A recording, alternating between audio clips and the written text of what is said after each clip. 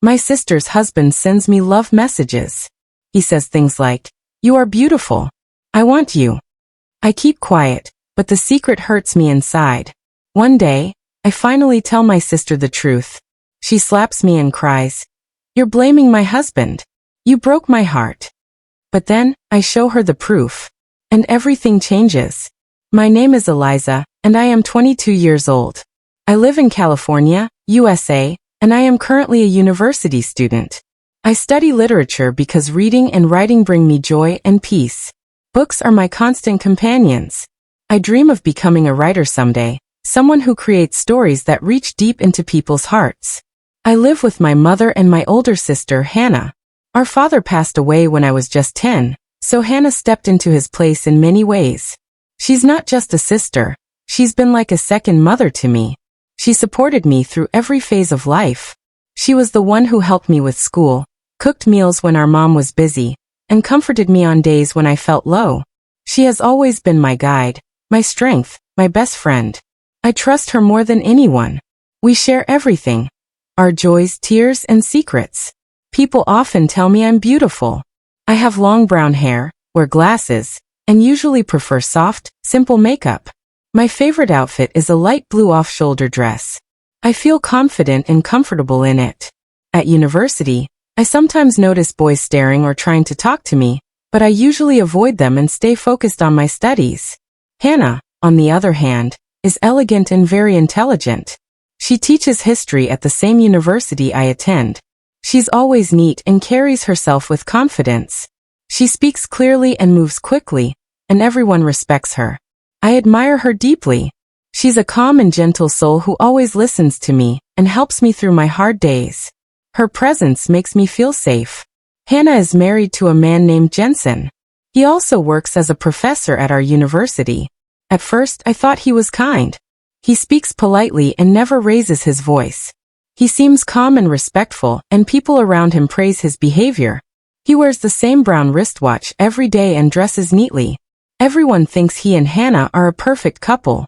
They walk together on campus, talk softly, and share quiet smiles. It seemed like a good marriage. My sister loved him deeply, and I believe she truly trusted him. But slowly, I began to feel uncomfortable around him. It started with the way he looked at me. His gaze didn't feel normal. It felt strange and made me uneasy. I tried to ignore it. I convinced myself I was overthinking or imagining things. But deep inside, I couldn't shake the feeling that something wasn't right. One day, I was sitting in my room when my phone buzzed. It was a message from Jensen. He wrote, "You look beautiful today. I can't stop thinking about you." My hands trembled. I couldn't believe it. Maybe it was a mistake. Maybe he meant to send it to someone else. I didn't respond. But more messages followed. "Let's meet for dinner. I know you feel the same, Eliza." I felt terrified. I stayed silent, hoping it would stop. But it didn't. The next day he waited outside my class. He said things like, "You are special."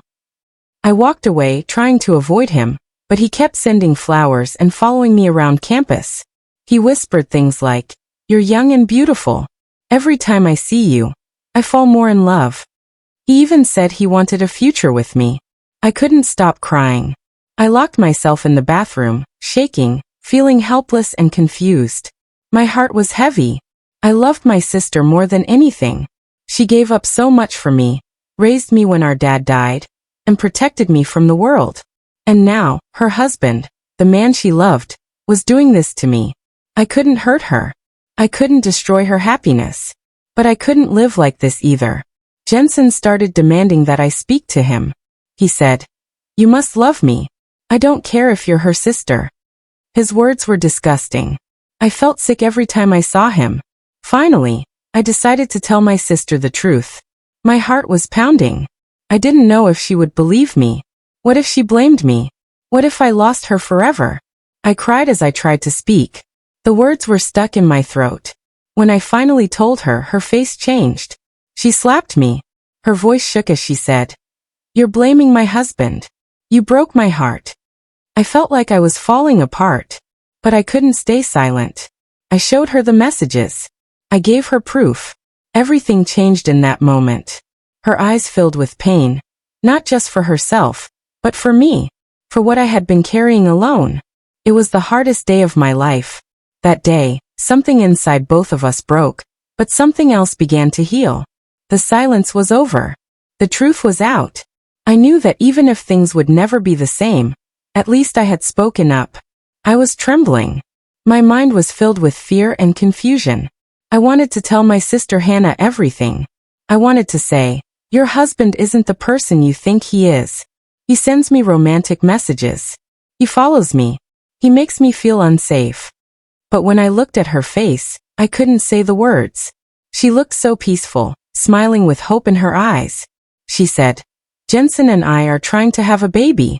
We're doing IVF. I hope I become a mother soon." My throat tightened. My hands felt like ice. My chest ached. How could I destroy her happiness with the truth? She trusted him so much. She loved him deeply. I didn't want to take that away from her. So I kept quiet. I buried the pain inside. I felt lost and anxious. I wanted to scream or cry, but I stayed silent. Later that evening, I sat in my room reading a book. My mom had gone to the market to get some fruits. The house was quiet until I heard a knock at the door. I stood up slowly and walked toward it. When I opened the door, I froze in shock. It was Jensen, my sister's husband. "What are you doing here?" I asked, my voice shaking. "I came to see you," he said with a smile. "I love you." He stared at me, scanning me from head to toe. My stomach dropped. Then he said, "Eliza, you're so beautiful. I want you. I'm proud of you." I couldn't believe what I was hearing. My heart pounded. My arms shook. I yelled, "Get out!" He stepped closer and tried to touch my hand. I moved back and shouted louder, "Leave now or I'll call the police." He finally backed off. Okay. I'm going," he said and walked away. I slammed the door shut and locked it. I slid down to the floor, holding my knees, tears falling from my eyes. My heart was racing. That night, I couldn't sleep. My thoughts were spinning. I knew what I had to do. I had to tell Hannah again. She had to know the truth. The next morning, I went to her house. I sat down across from her, nervous and scared. "Hannah, please listen to me," I said softly. "Jensen came to our house last night. Mom was at the market. He said he loves me. He tried to touch me." Her smile disappeared. Her expression changed. Her eyes turned red with anger. "Stop lying," she snapped. "You're jealous. You want to ruin my life." I shook my head. "No, I'm not. I stayed quiet for so long. I didn't want to hurt you, but I can't carry this anymore." She stood up. "You're not my sister," she shouted. "You're a liar." Tears streamed down my face. "Please believe me. I didn't do anything wrong. He's the one who did this." She slapped me hard. Her eyes were filled with pain and betrayal. Then she said something that broke me into pieces. "You are dead to me." I wanted to speak, but no words came out. I just stood there, heartbroken. She walked to the door and opened it. "Leave my house. Don't ever come back," she said coldly. I stood at the doorway, tears running down my cheeks. "Hannah, please," I whispered. But she was already gone. Suddenly my phone rang. It was my mom. Her voice was full of anger. "Eliza, what have you done? Hannah is crying. Jensen said you're trying to destroy their marriage. He says you're in love with him." My world stopped. My legs felt weak. "Mom, he's lying," I said. "He sent me those messages. He followed me." I didn't say anything because I was scared. But she didn't believe me. She ended the call. Now I am alone. My sister doesn't believe me. My mom thinks I'm the one who did something wrong. No one trusts me. I lock myself in my room. I don't talk to anyone. I don't eat. I don't go to class. I just cry. I feel empty. I look at myself in the mirror and whisper, "Did I do something bad?" But deep inside, I know the truth. I know I didn't lie. One sleepless night, I wipe away my tears and sit up in bed. I say to myself, I won't be silent anymore. I have proof. I have the truth. I walk to the table. I turn on the printer. I print every message Jensen ever sent me. Every word, every sentence. Every time he said he wanted me. Now I have something no one can ignore. I saved every message Jensen sent me. All the times he wrote, "You are beautiful." I kept screenshots, images of flowers he left at my door, and every single thing he used to make me feel confused. I gathered them all. The next morning, I dressed neatly, held my courage tight, and walked slowly to the university office. When I arrived, I spoke firmly. "Please help me. Jensen is not who he pretends to be. He's dishonest. Look at these messages." I handed over the papers. The staff took everything and began reading quietly. No one spoke at first. The room was silent. Then one of the women looked up and said, "This is serious. We will look into this matter." 2 days passed. Then they called me back to the office. Their voices were calm, but their words felt like a blanket of comfort. "We believe you.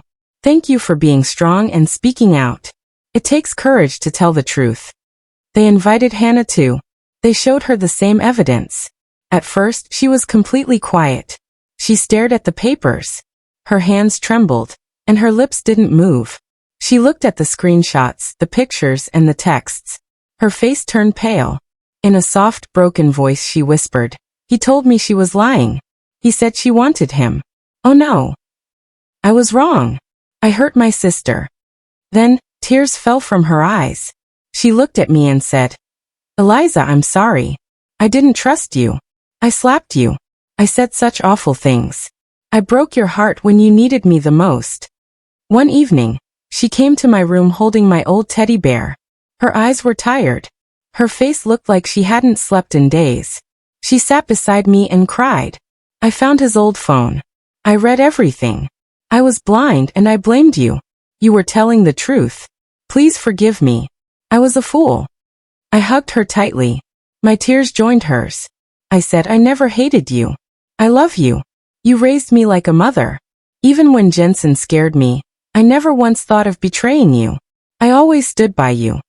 We cried in each other's arms for a long time. After that, Hannah made a bold decision. She filed for divorce. She stood in court and looked Jensen in the eye. Her voice was clear and strong. "You don't deserve me. You tried to hurt my sister. You lied to me. I can never live with someone like you." Jensen didn't say a word. He just stood there ashamed. His silence said everything. Hannah wiped her tears, turned around and walked away. She didn't look back. She never would. Weeks passed. Life felt quiet. Hannah would often sit near the window, sipping tea, just staring outside. Sometimes she read books.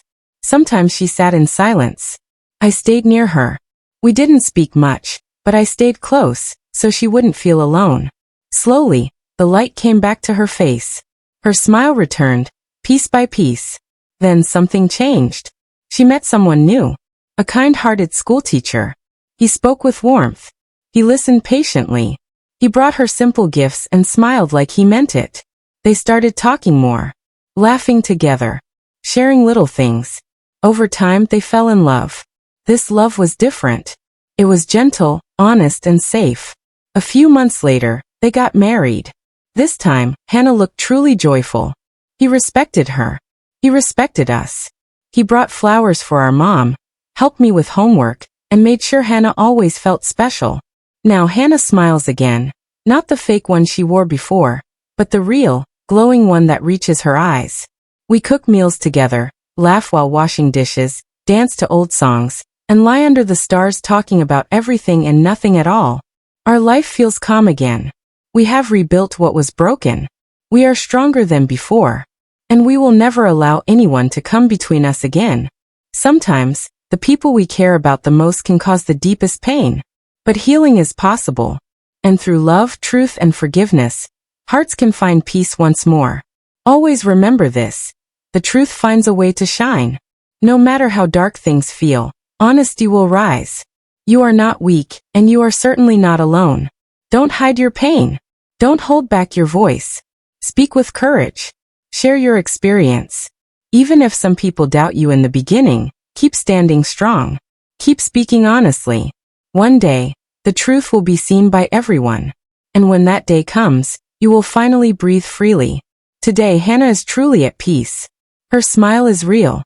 She sleeps calmly, walks proudly and no longer feels fear. I'm filled with joy too. We spend time together, sip warm tea, laugh from the heart, and hold each other close. We talk about everything, love, dreams, and our future. We are a small family, but our hearts are full of strength and care. If you are listening right now, know this. You have power inside you. You are not your pain. You are brightness. You are possibility. You will find happiness again. If this message touched your heart, please like this video, share it with someone who needs strength, comment your thoughts, and subscribe for more real stories. Stay strong. Stay honest. Never be silent. Thank you.